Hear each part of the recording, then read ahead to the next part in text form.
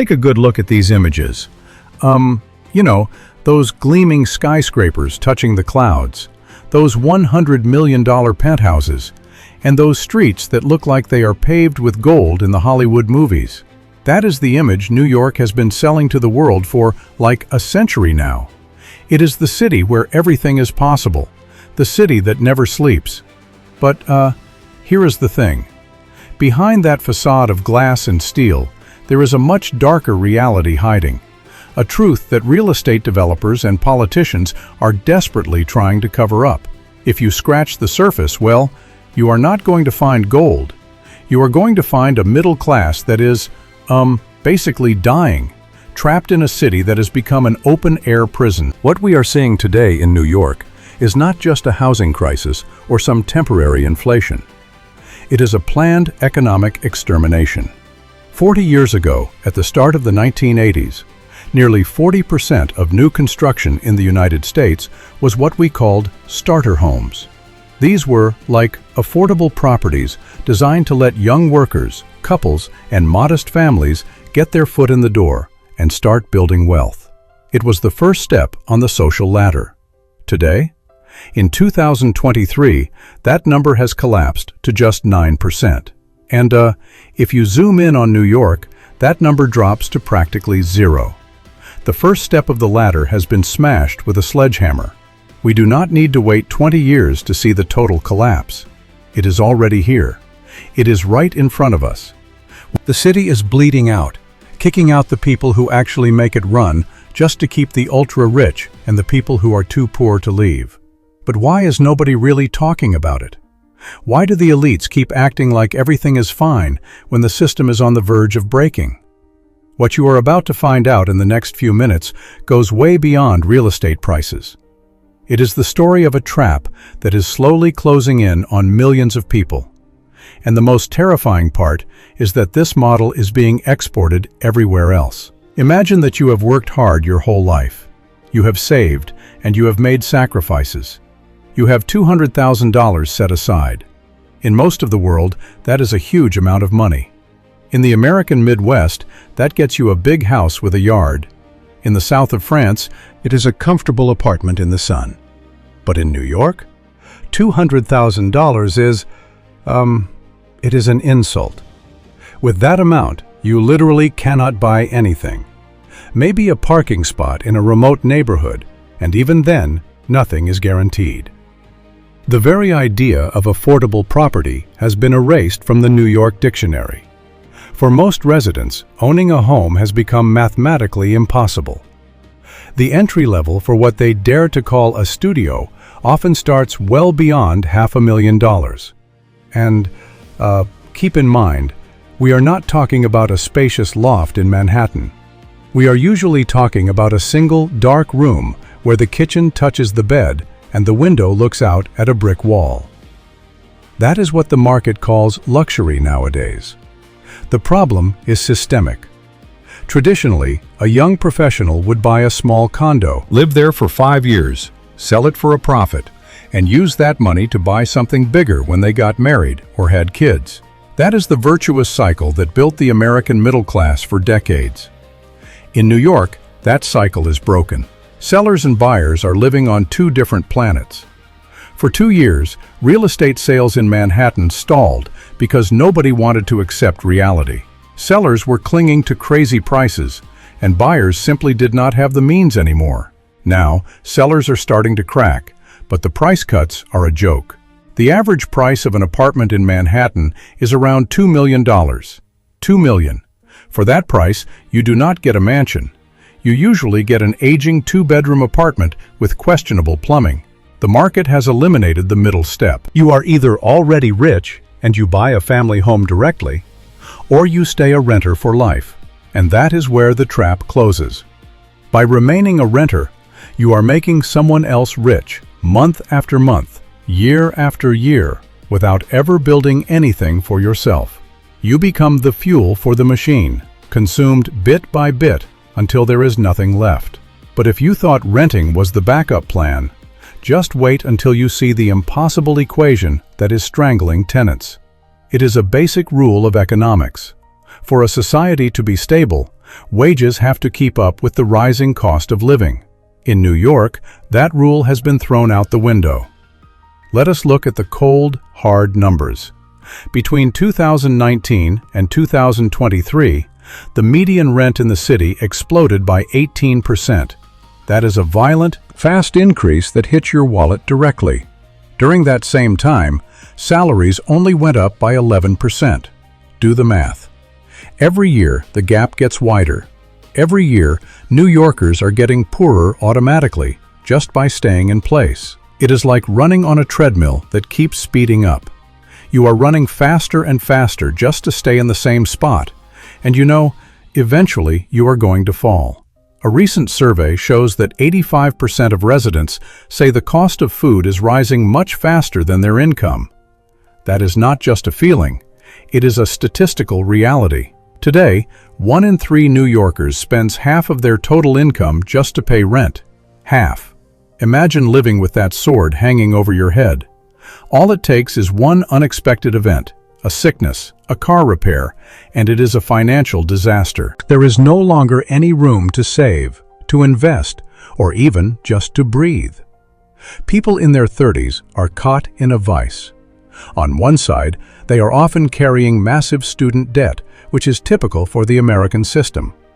On the other side, they face rents that rival the national budget of small countries.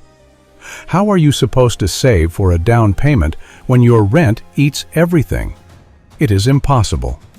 The system is designed to keep you in a state of insecurity. And that is where the most twisted part comes in. The quality of life is falling while the price is going up. You are asked to pay $3,500 a month for a studio where you cannot even have 2 friends over for dinner without stepping on each other. It is a daily humiliation. You work in one of the richest cities in the world, but you live in conditions that would be unacceptable anywhere else. And yet, the rent is not even the worst part. The worst part is that everything else is becoming a luxury item. It is not just about having a roof over your head. It is about surviving day to day. And in New York, even breathing seems to cost money. Inflation here is not like it is elsewhere. It is on steroids. Everything with a price tag is overtaxed and inflated. You want milk? Get ready to pay almost $10 a gallon in some neighborhood grocery stores. Deodorant? $20. And the most shocking part is that to buy that $20 deodorant, you often have to call an employee to unlock a plexiglass case because shoplifting has become such an epidemic that even basic hygiene products are under lock and key. It feels like a siege. You walk into a pharmacy, and you feel like you are entering a fortress. 93% of grocers reported being victims of theft in 2023. That is not just a random story. It is systemic. And who pays for those thefts? You do. Shop owners raise prices to make up for the losses. It is an invisible tax on honesty. If you pay for your groceries, you are also paying for the people who steal them. Let us talk about transportation. Taking the subway in New York costs almost $3 a trip. For that price, you do not get premium service. You get crumbling infrastructure, constant delays, and most of all, growing safety concerns. It is a daily gamble. You pay to go to work, to earn a salary that does not even cover your basic needs anymore. Almost half of the people surveyed admit they now have to make drastic choices about the quality of their food. They are cutting their health budgets. Less meat, less fish, fewer fresh products. Meat, poultry, fish, and eggs have gone up by nearly 25%. It is a brutal step backward. We are not talking about giving up vacations or the latest iPhone. We are talking about giving up eating healthy.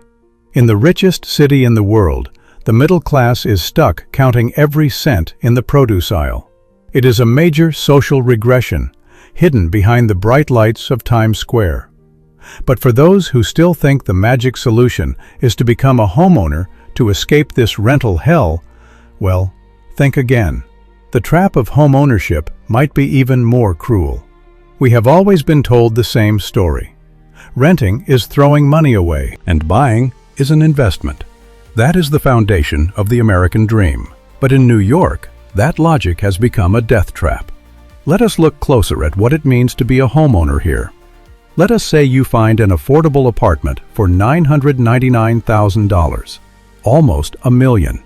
First off, congratulations, you found a needle in a haystack. But then, look at the monthly bill. Your mortgage, with current interest rates, is going to cost you around $7,000 a month. But that is not all.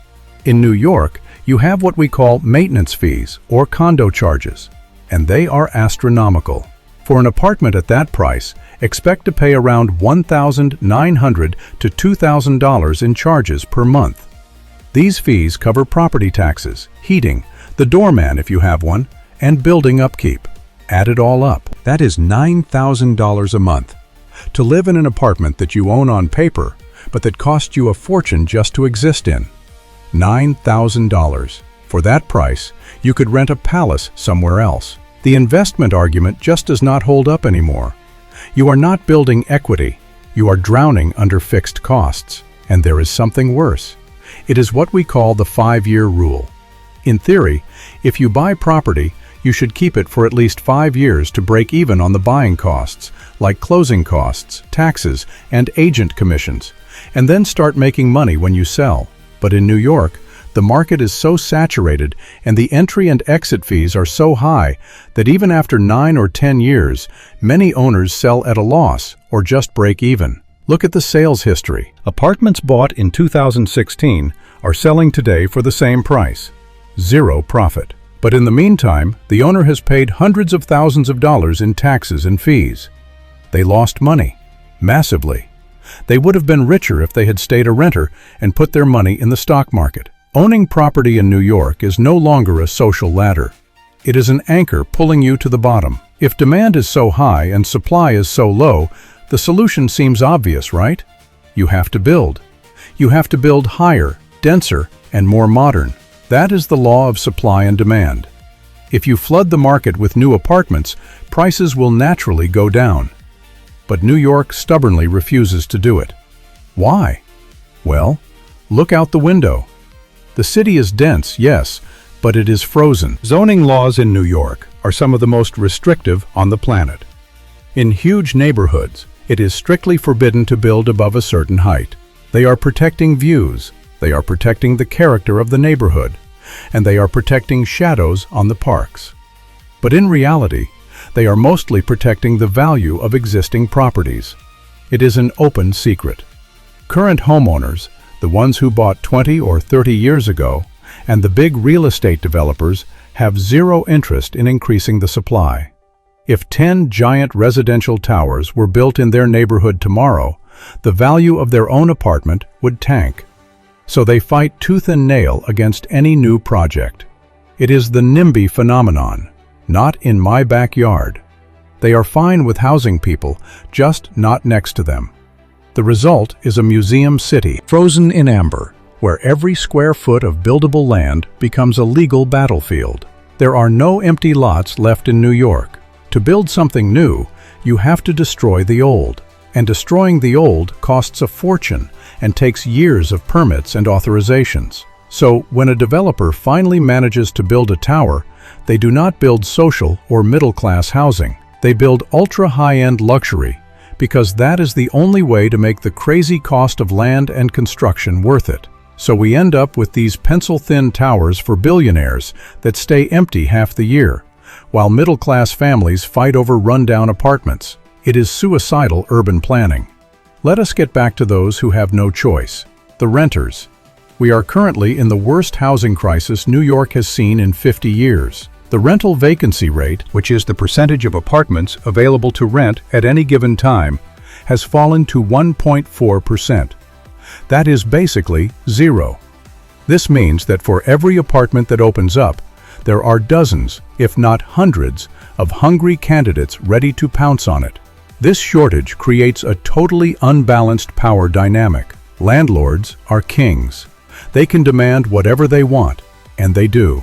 Today, to move into a standard apartment, the upfront costs, like the first month, last month, security deposit, and broker fees, reach an average of $13,000. $13,000 to pay all at once just to get the keys. That is an amount that would put most Americans into immediate bankruptcy. This creates a situation of captivity. People stay in apartments that no longer fit them, that are too small, unhealthy, or too far from work, simply because they cannot afford to move. The cost of moving has become an impassable barrier. You are literally a prisoner of your lease. And God help you if you lose your security deposit. Stories of landlords illegally keeping deposits are everywhere. It is lost money. Add to that the physical moving costs. Hiring movers in New York costs a fortune. We are talking about thousands of dollars to move a few pieces of furniture a few miles. The whole system is designed to squeeze the maximum amount of cash out of your pocket at every step. There is no fluidity. It is a financial obstacle course. And while the renters are bleeding, another time bomb is threatening to blow up the whole city economy, a threat coming from the business districts. You walk through the streets of Midtown, you look up, and you see these massive office towers. They look powerful and indestructible, but inside, they are empty. Since the pandemic and the rise of remote work, the occupancy rate for offices in New York has collapsed. This is what experts call the doom loop, the urban death spiral. Why is this your problem if you are just a resident? Well, because the city of New York relies massively on the property taxes paid by these commercial buildings to fund its services, like the police, firefighters, trash pickup, and schools. If the value of these office towers crashes because they are empty, the city's income crashes with them. And the city is not going to cut its spending. It is going to have to find that money somewhere else. Guess where? From your pocket. The city is inevitably going to raise residential property taxes to make up for the commercial losses. Landlords are going to pass those taxes on to the renters. It is an unavoidable domino effect. Your rent is going to go up to pay for the empty offices of big corporations. Plus, fewer workers in offices means fewer customers for restaurants, dry cleaners, and small businesses downtown. Those businesses close, leaving empty storefronts, creating a feeling of neglect and insecurity, which makes even more residents and businesses run away. It is a perfect vicious cycle.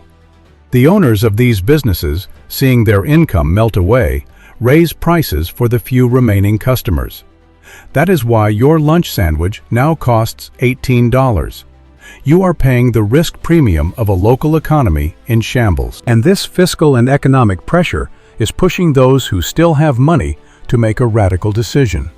There is a saying that rats leave a sinking ship, but in New York, it is the captains who are leaving first.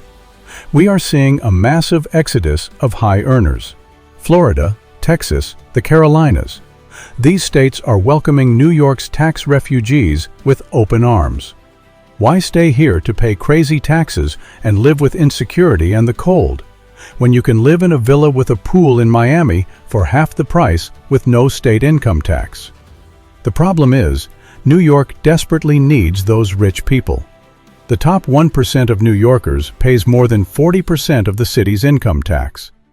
That is an extremely fragile tax base. If a few thousand of those ultra-rich people decide to leave, the city budget collapses. And they are leaving. The statistics are alarming. The loss of tax revenue is measured in billions of dollars. When the money leaves, the services get worse. Have you noticed the streets are dirtier? That the potholes are not being fixed? That the subway feels more sketchy? That is the direct result of this capital flight. Less money in the bank means fewer services for those who stay. And those who stay are the ones who cannot leave, the trapped middle class and the working poor. They end up paying the bill for a banquet they were not even invited to. It is an economic segregation that does not even hide its name. The city is turning into a luxury ghetto for tourists and passing billionaires, and a wasteland for everyone else. As if the economic disaster was not enough, nature itself seems to be turning against the city. A recent geological study revealed a terrifying fact. New York is actually sinking under the weight of its own skyscrapers. The ground is giving way. It is a perfect metaphor for the situation. The city is sinking, literally and figuratively. The infrastructure, which is more than a century old, is at its breaking point. Pipes are bursting, and the subway is regularly flooded as soon as it rains hard. We have seen apocalyptic images of subway stations turned into Olympic-sized pools of murky water. Rats are swarming like never before. It is estimated that there are as many rats as there are humans in New York. They have become bigger and bolder. They are invading restaurant patios, parks, and even ground-floor apartments. It is the sign of a city losing control of its basic hygiene.